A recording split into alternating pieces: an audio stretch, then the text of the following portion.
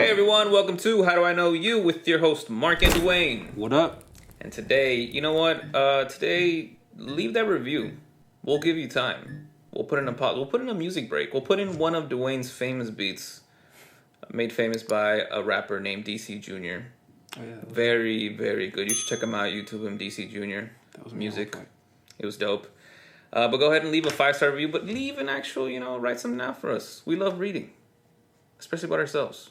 We're very narcissistic. I mean, yeah. Love seeing ourselves.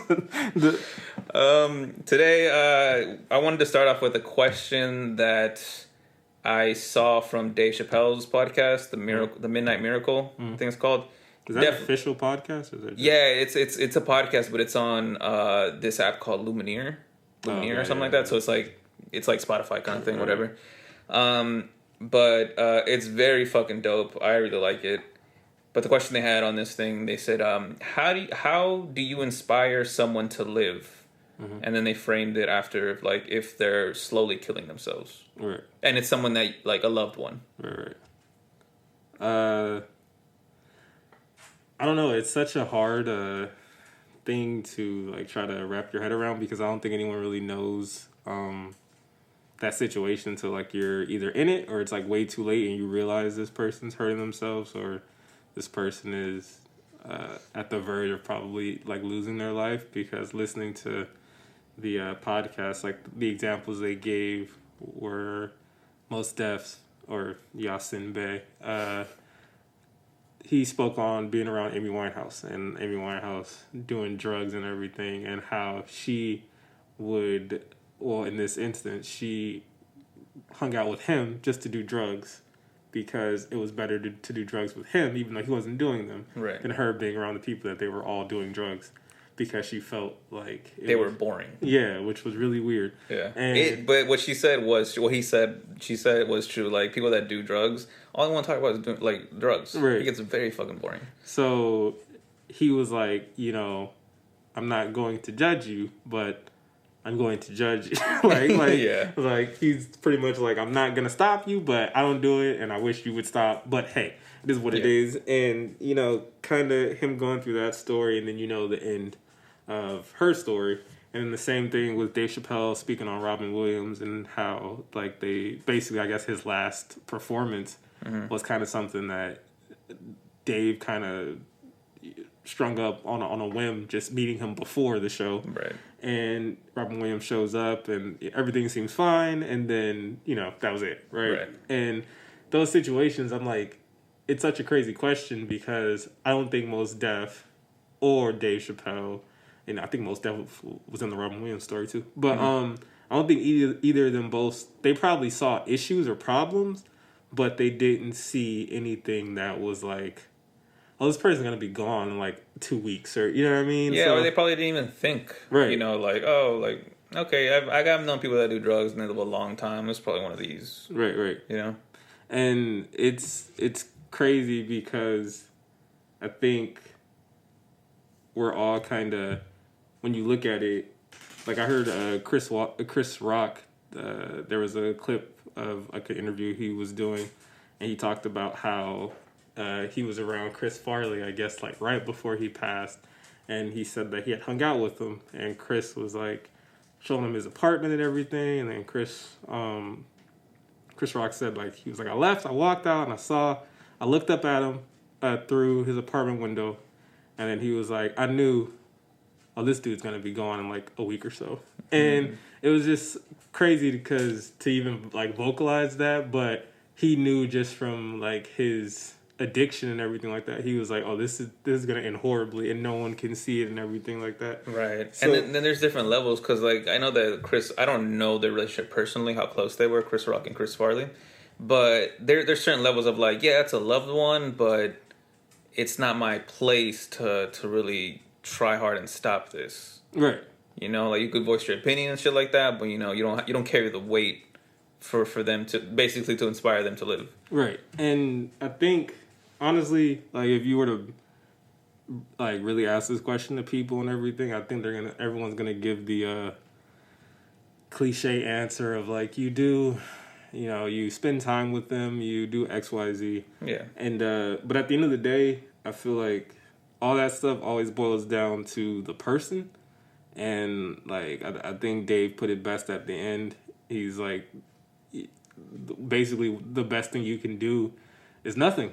And if they want to live, they'll live for themselves and everything like that. But it's like, yeah, the only thing you can do is just be present in that moment and kind of not give them a reason to live, but show them like there's a lot of stuff going on out here, and it's like you don't want to miss it.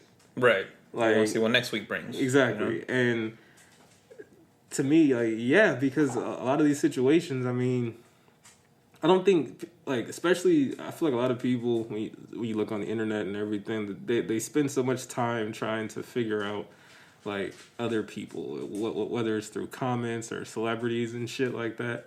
And it's like, man, do you realize at the end of the day, we probably spend more time thinking about shit that has nothing to do with us than actually thinking about us. And by the time we know that we have an issue or a problem or like whatever, yeah, it's probably way too late to even, do anything about it, at least from your conscious perspective of it. Mm-hmm. And then that's when you got to have like the interventions or people saying like, hey, you this is this and you do this. And you're like, I do or whatever, right? And I don't know, just looking at it from like a super outside perspective, I was like, I feel like any of us, like, if any of us, like, no one, I don't know what goes on with you after we leave here. You don't know. I just sit still and I wait for you to come back. Yeah, I mean, of course. Yeah. But, like, next week's pod.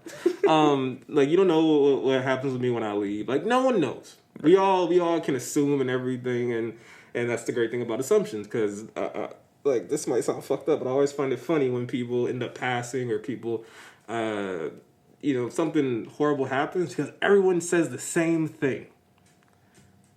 What? I never saw this coming. They were so happy. They were so this and so that. And it's like, you don't know that. You don't know that. And I feel like if we're being really honest people, everyone puts on a facade to an extent when you have to go out into the world. The people who say, I keep it real all the time are the biggest full people who are full of shit. Oh yeah, because they keep trying to tell themselves that they keep it real. Like, and it's like, no, it's like we play parts in situations that we have to play a part. But is it a far extension of ourselves? Not really. Most of the time it's like an extension of ourselves, but it's turned up or turned down depending on the situation. But I think people try to like look at everything from a perspective of like, how does this person want me to be right now? And that's why it's hard to be like, how can I inspire someone to live when I don't know if this is the real person I'm talking to? Yeah. Yeah. So y'all tell us, how would you inspire someone to freaking, fuck all this, if you knew like they were towards the end, like what would you say or do? Right, like you knew the end, you could go back in time like exactly. A month before, like what would you do?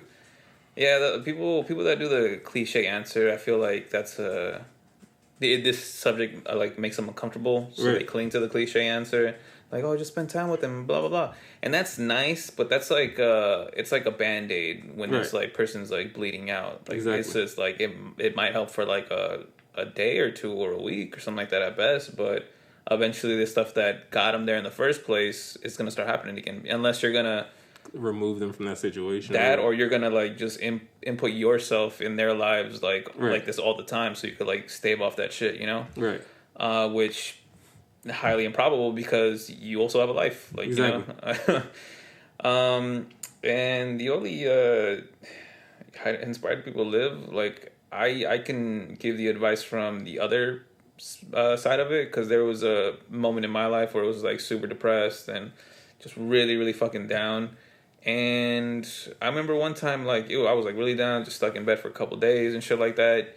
You came out of nowhere, just busted my room, knocked down my door. I was like, it's not even locked. What the fuck?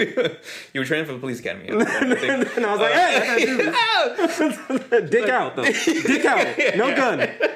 Oh, my God. The guns did not come yet. It was shooting, though. I was letting off. Letting off so many rounds. It was you, Jay, and Makepeace was the weirdest one. Yeah. To be there, I was just like, This is awkward. Yeah, with him there. But you were telling me about a gig that you got from DJ Head. Yeah.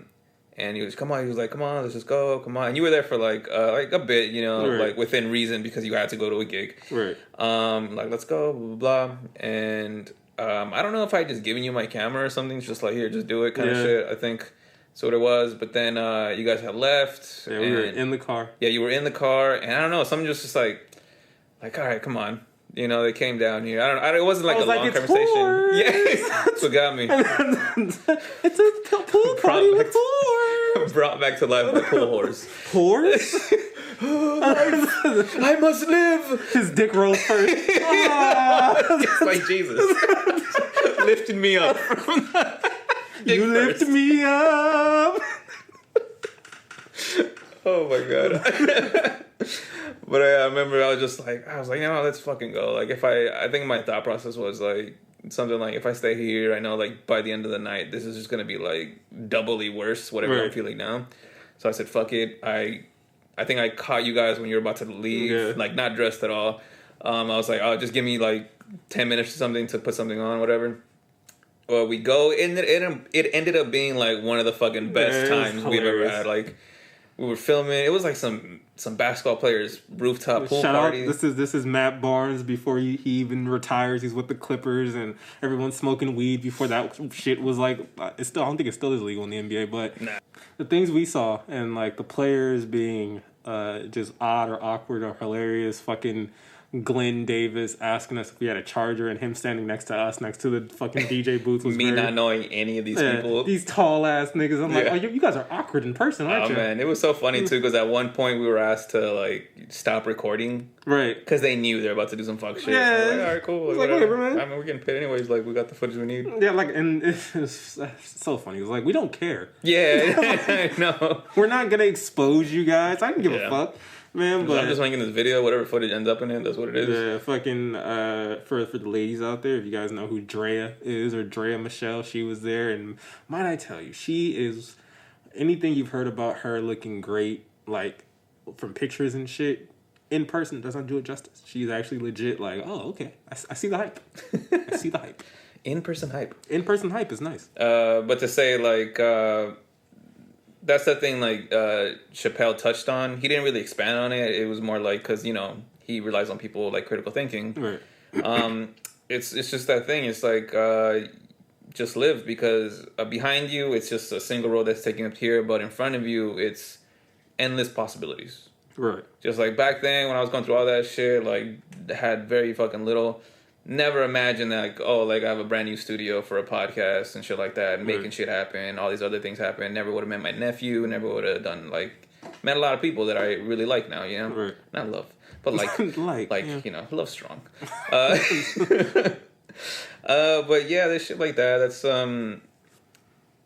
maybe inspire them just with your life, like, how you're living, you know? But not in a way, like, you're shoving it in their face, just in the way of, like, you really know them, so you could tell them in a certain way, like, hey, look, like, you know, if you just do stuff and, like, try stuff, maybe stuff happens, you know? Right, maybe it's not always going to work out, right? But that's part of it. Right. You know, what's going to happen is meant to happen, and you're never going to know until you reach next week and then see what happens, kind of shit. Yeah. But, yeah. I agree. Of course you read your lines. I agree. Line? But yeah, man, that shit was it's hard too, because we've talked about this before, like not the whole framed it of like inspiring people to live, but we asked if you had a loved one that was super overweight and like you could see they're killing themselves, do you intervene? Right. And we got a whole bunch of like skinny people could be unhealthy too and blah blah blah. I'm like, yeah, what are you gonna do to help them too? But no one want to talk about that. Everyone's just like, you're being fat phobic and blah blah blah.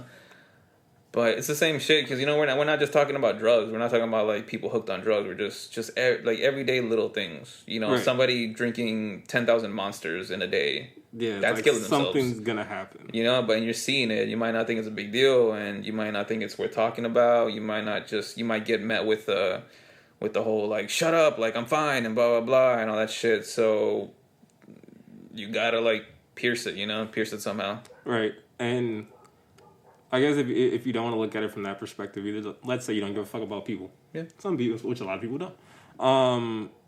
I always also give the perspective of like a lot of people also get off on helping people. Getting the attention from helping people, is that what you mean?